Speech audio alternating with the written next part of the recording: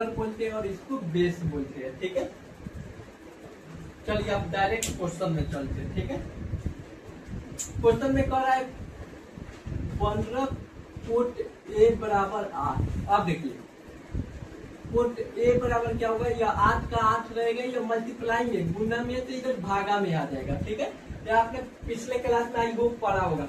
जैसे मान लीजिए 2x इक्वल टू अगर 5 है तो x इक्वल टू 5/2 हो जाएगी, यानी गुना में है तो इधर भागा में होगा। 6x इक्वल टू 9 है तो x इक्वल टू 9/6 हो जाएगा। समझ आया? या हम लोग बचपन में पढ़ते आ रहे हैं 7th क्लास में, जब इक्वेशन पढ़ते हैं तब। ठीक है, अब देखिए कोट का क्या होता है, आधार बटे लंब। क्या होता है, आधार बटे में लंब। हमको क्या क्या पता चल गया, आधार और लंब होता है ना फॉर्मूला, एल का एल को लंब ए को आधार, तो लंब बटे आधार। ठीक है, अब देखिए आधार का काम होगा, आधार का यहाँ 8 आ गया, लंब कितना आया है 15 आ गया। अब आपको एच निकालना है, H equal to √p² plus g² होता है। p का स्क्वायर कितना होगा, 15 का square plus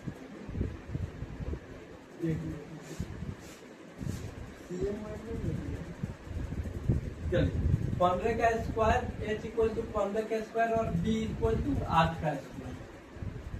h equal to 15 का स्क्वायर 225, 8 का स्क्वायर 64। h इक्वल टू क्या हो जाएगा 225, 5 4 9 6 2 8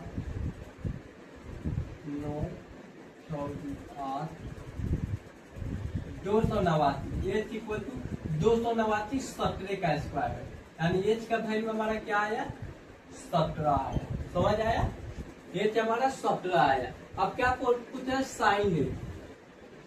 साइन ए इक्वल टू लंब बटे कर्व। क्या होगा, लंब बटे कर्व, लंब बटा में कर्व।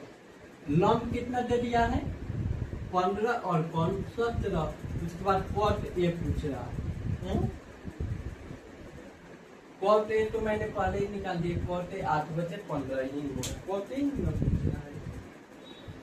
ये सब सेक ए पूछ रहा है, यहाँ कॉट नहीं, यहाँ सेक ए होगा, सेक ए।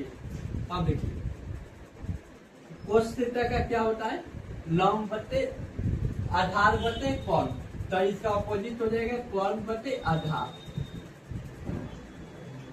कोण का वैल्यू कितना दिया है 17 और आधार का वैल्यू 8।